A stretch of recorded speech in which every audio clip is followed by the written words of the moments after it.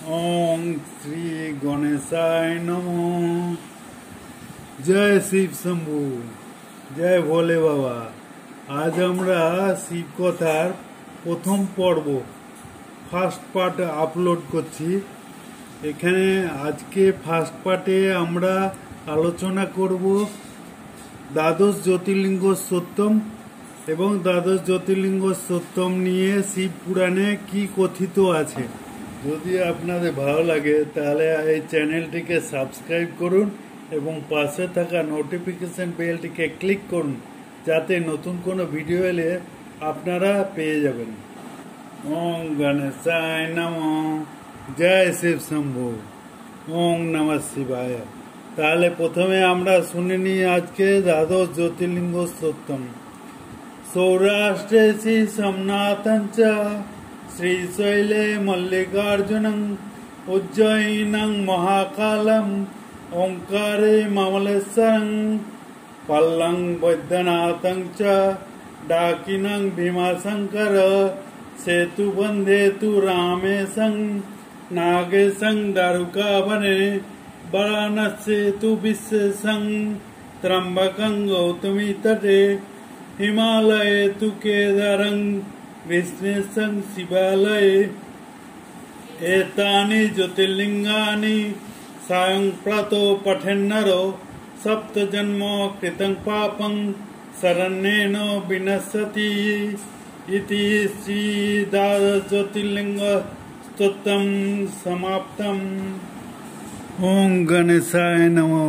जय शिव शंभु। তাহলে এবারে দেখে নিই এই দ্বাদশ জ্যোতির্লিঙ্গ স্তোত্রম সম্বন্ধে শিব পুরাণে কি কথিত আছে। শিব পুরাণে কথিত আছে দেবগণ কর্তৃক দ্বাদশ লিঙ্গ পূজন।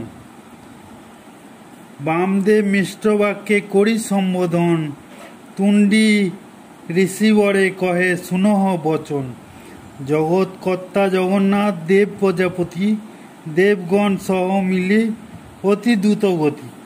বিষ্ণু সহিতে যান হিমগিরিবরে, গিরি গুহা পেয়ে তথা রহে ভক্তি ভরে। শিবের উপরে ভক্তি রাখিয়া তখন যথাবিধি আদি পূজা করিয়া সাধন। জগতের প্রতি সেই দেব মহেশ্বরে স্তুতিবাদ করে এত একান্ত অন্তরে। চারিবেদ উক্ত বাক্যে করিয়া স্তবন, সহস্রেক নাম মালা করিয়া অধ্যায়ন। অতএব যখন মহেশ্বর দেবগণের পূজাতে তুষ্ট হয়ে বর চাইতে বললেন, তখন দেবগণ কি বর চাইবে? দেবগণ তখন বর চাওয়া নিয়ে বললেন, অন্য বরে অভিলাষ কিছুমাত্র নাই, তব শ্রী চয়নে ভক্তি এই মাত্র চাই। তুমি একমাত্র গতি নাহিক সংশয়, অদৃশ্য রূপেতে থাকো ওহে দয়াময়। কোথায় কোথায় তুমি করো অবস্থান, কিছুই বুঝিতে নারী ওহে ভগবান। তব শ্রী চরণে পূজা এই ধরাতলে, করিব কোথায় প্রভু দেহ তাহা বলে। ব্রহ্মার এতেক বাক্য শুনিয়া তখন বলে মিষ্টভাবে শিব, হে চতুরানন, ধরিয়াছ ন্যায় বুদ্ধি আপন অন্তরে, সেই লিঙ্গ আবির্ভূত হয়েছে সংসারে।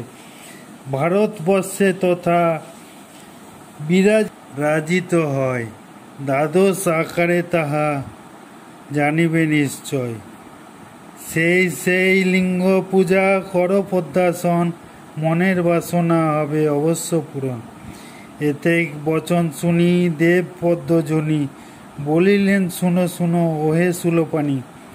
করো যদি অনুগ্রহ আমার উপরে, কোথায় কোথায় লিঙ্গ বলো তোরা করে। জ্যোতির্লিঙ্গ লিঙ্গ যার দ্বাদশ আখ্যান, সেই স্থান কহ ওহে ভগবান। কাশীক্ষেত্র আদ্যস্থান জানিবে অন্তরে, মম প্রিয়তম স্থান এ ভব সংসারে। বিশ্বেশ্বর নামে তথা আদ্যলিঙ্গ হয়, সেই লিঙ্গ সর্বশ্রেষ্ঠ হয় জ্যোতির্ময়।